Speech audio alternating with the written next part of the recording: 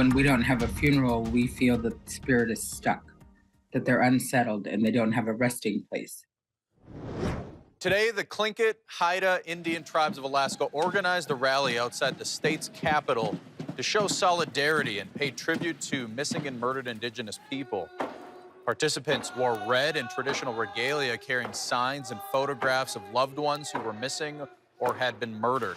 Attendees marched from the Capitol building to Elizabeth Bratrovich Hall, where members of the legislature and representatives from various MMIP organizations were also there.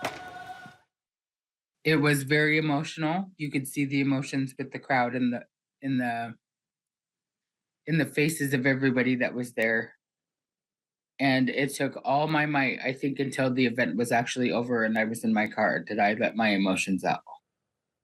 Good evening, and it is National Missing and Murdered Indigenous Persons Day, recognizing Alaska Native and American Indian communities who are suffering from those who have gone missing across the country. I interviewed Data for Indigenous Justice Executive Director Charlene Aqpik Apok about Alaskan efforts to bring justice to those murdered or missing.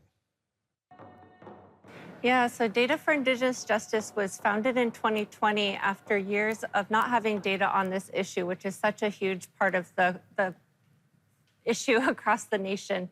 So in 2020, Data for Indigenous Justice formed because we were tracking the cases of missing and murdered Indigenous women and girls when other state agencies were not. And since then, we've been able to track those numbers and then use that for advocacy across the state, showing that it's a real issue that's happening, not just historically in the past, but ongoing. And this is a day that the Justice Department, as well as Native tribes and villages across the state and the country, recognize the challenges facing these communities in terms of missing and murdered women, children, and men. Charlene, do our Native communities suffer a disproportionate number of these crimes?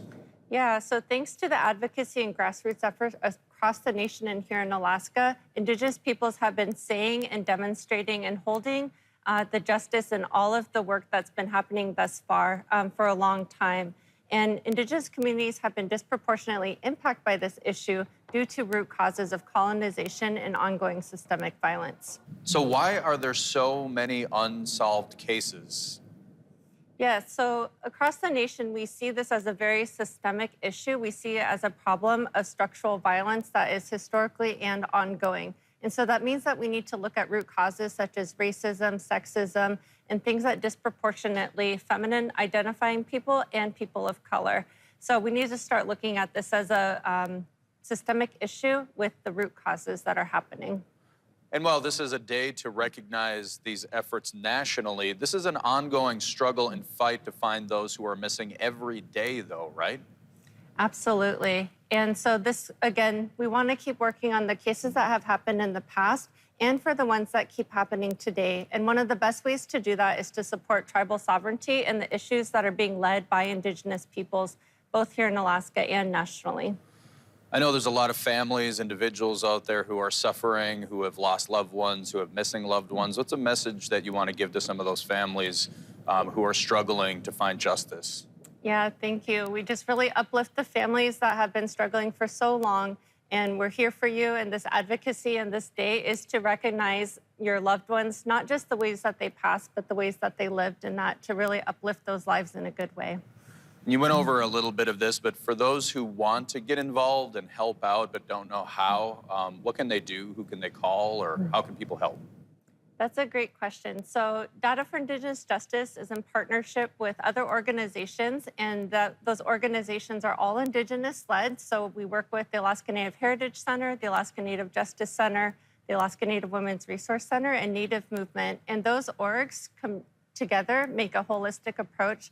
There are some direct services through the Alaska Native Justice Center, also Alaska Victims for Justice, but you can follow our working group on Facebook or find our website and follow us along and see the events that we're doing and different action items around policy and things like that.